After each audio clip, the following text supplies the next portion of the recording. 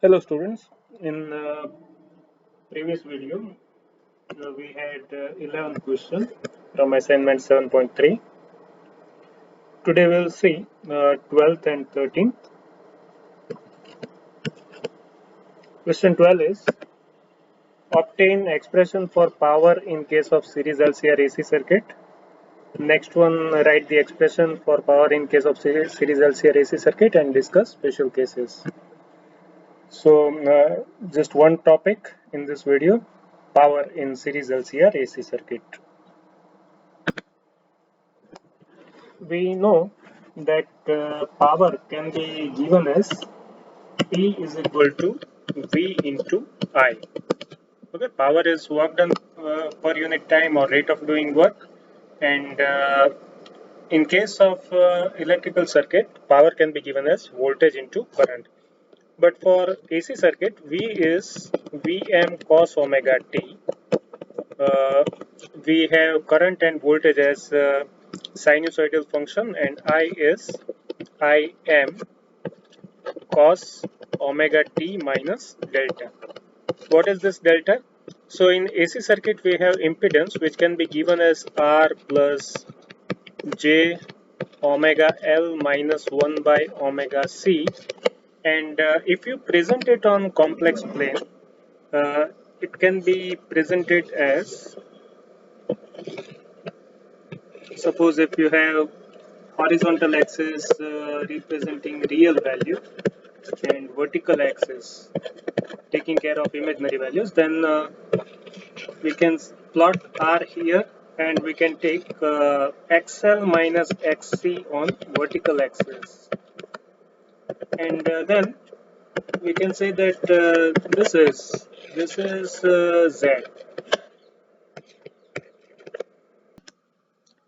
So mod Z can be given as, applying Pythagoras, we can find out mod Z R square plus XL minus XC whole square. What is XL?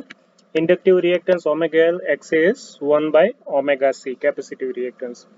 And tan of delta is XL minus XC by R. So we can say that delta is tan inverse of XL minus XC by R. Okay, so this is how we can identify all the terms in case of voltage and current. But then, if we are asked, what is this equation for? This equation, let it be equation 1. This is equation for instantaneous power, because if we take this voltage given by second equation and this current given by third equation, then second and third equation are giving us values of instantaneous voltage and instantaneous current. So obviously equation 1 will be instantaneous power.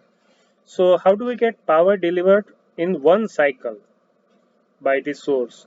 So for that we will have to take average over one cycle. So I can write P as Vm cos omega t, and I am cos omega t minus delta.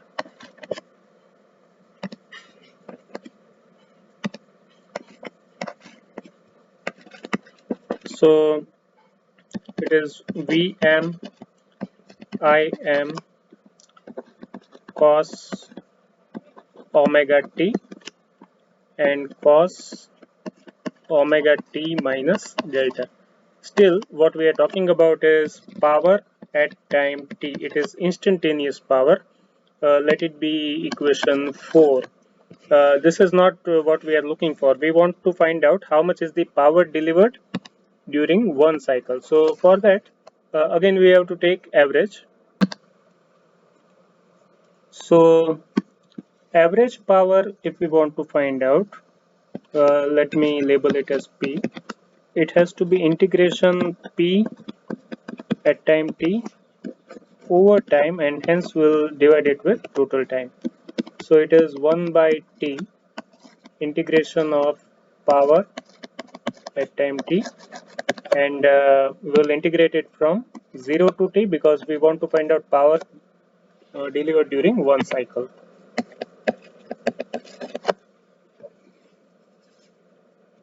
So P can be written as Vm Im integration cos omega t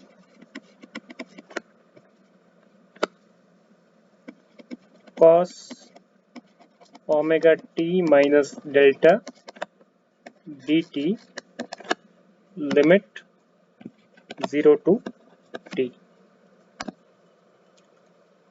Again, to go further, we will need one trigonometrical identity. There is one equation in trigo which says that if you have 2 cos A cos B, you can write it as cos A plus B plus cos A minus B. So for our equation, which is cos omega t into cos omega t minus delta, first I'll have to consider this 2 on the other side. So I'll take it as, let me write equal to a new line. So I will take it as 1 by 2 and then cos A plus B. Now instead of A I have omega t, instead of B I have omega t minus delta. So what I'll have for A plus B? I'll have cos 2 omega t minus delta, and for A minus B I have to subtract this 2 omega t minus delta. So what I'll have? Cos of delta. Okay. So in the equation 6, instead of this cos omega t into cos omega t minus delta, we'll use 7th equation, and then what we'll have? Then we'll have power P is equal to Vm Im integration, and by 2 I am taking here. Which 2 I am talking about? This 2 is this 1 by 2 in equation 7, and then in bracket I have cos of 2 omega t minus delta plus cos of delta. Okay, and we are taking integration over time, so dt, and we are taking integration over one cycle, so 0 to t. So this is what we have now. Okay. Now again, as we take integration over one cycle, this cos, the first term out of 2 cos, will assume all the values, negative as well as positive. So integration of first term will again be 0. Okay, so integration of cos 2 omega t minus delta dt, if you take, again strictly, if you take it over one complete cycle, not always, but here we are taking over one complete cycle, so this integration will be 0. And then what you will have? You will have Vm Im, maximum value of voltage, maximum value of current, divided by 2 cos delta dt from 0 to t. But cos delta is constant for the given circuit. Delta term, phase difference, is constant, and hence this can be written as Vm Im cos delta by 2 integration dt. What is integration dt? It is t only. So we have capital T, and I think I forgot one term. This t I forgot to carry forward. So in equation 5 I had put t. Here I have forgotten. Let me add it. So I have one t here, and then this integration. This integration will give me one more t. So my equation becomes P is equal to Vm Im cos delta by 2t, and integration is giving me one more t. So what we have now is p is equal to Vm Im cos delta by 2, which we can express it as Vm by root 2, Im by root 2, and cos delta. Why to do this? Because we know that Vm by root 2 is Vrms, Im by root 2 is Irms, and then the power expression becomes P is equal to Vrms Irms into cos delta. This is the expression of power for any AC circuit which is having series combination of resistor, inductor, and capacitor. Now, what if we don't have all the three components? So in that case, the phase difference delta will change. So depending on the circuit, you will have to see what is delta value, and then you can determine power for the given circuit. For series combination of L, C, and R, you can decide delta value from this graph. Cos delta, if I take here, it will be cos delta is opposite side, sorry, adjacent side, that is R, by hypotenuse, that is mod Z. Okay, so R by under root of R square plus XL minus XC whole square. This is the power factor. This term is known as power factor for series LCR AC circuit. But as I said, if we change our circuit, we'll have to find out power factor for the given circuit, and then we can determine power value. So let us look at the second question. The 13th question is write expression for power in case of series LCR AC circuit and discuss special cases. What are the special cases? We'll take up three circuits as a special case. This equation Vrms, Irms, cos delta is applicable when all the three are available. But what if you have only R? So suppose if I have circuit with say only resistor in it connected to alternating source, how do I determine power? So we'll see that what if we have only capacitor connected to alternating source, or else what if you have only inductor connected to alternating source. So how do we determine power in these three cases? Let us see that. So as I mentioned earlier, first thing you should do is find out Z value. So what is Z? In this case it is R, hence mod Z is also R, and delta value. How do we determine delta value? So plot this. How do we plot it? So real axis, imaginary axis, and this Z value. There is no imaginary part. So R is here, this is R, and same is Z. So how much is delta? Delta value is 0. What is the angle of this Z with the horizontal axis? 0. So phase value is 0. Okay, this is very important.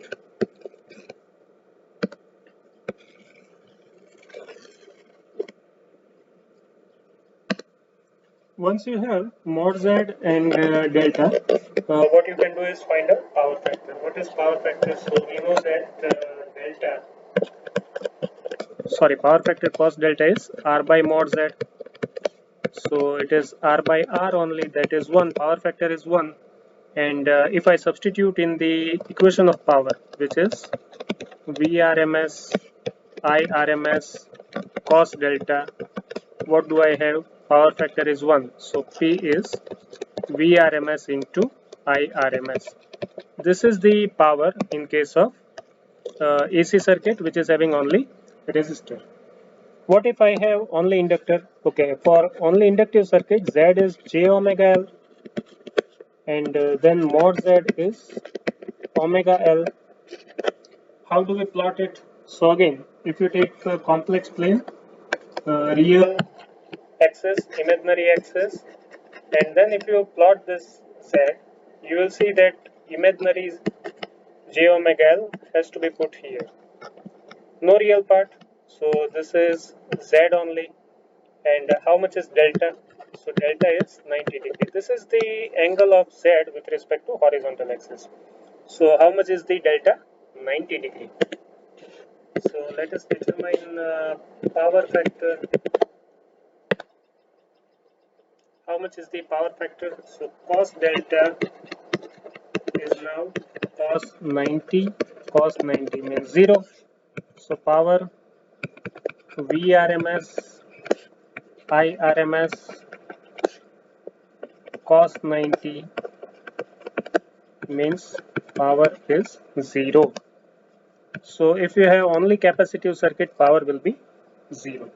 What if we have inductive circuit? Sorry, I made mistake. This is for inductive circuit. You can make one change instead of this. Consider inductor, and now let us see capacitive circuit. So for capacitive circuit, what is Z? So for Z we can write minus J by omega C.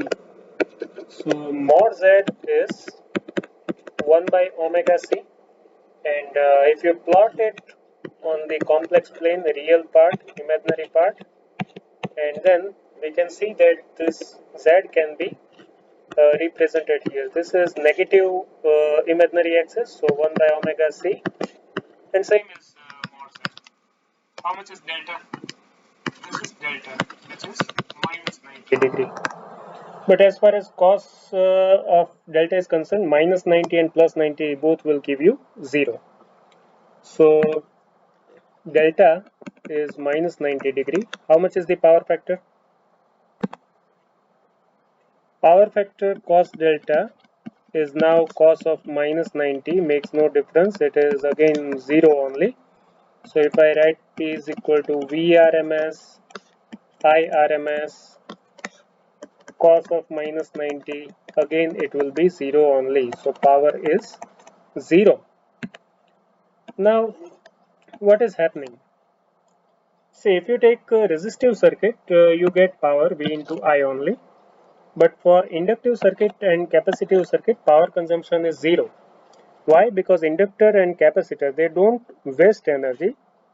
They store energy in form of magnetic field or electric field, and they give that energy back to the circuit when current is going down.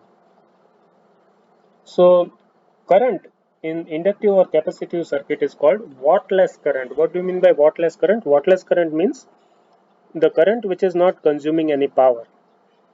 Okay, and other meaning of this result is that power is wasted only by resistor. Inductor and capacitor, they don't waste power, they don't convert it into heat.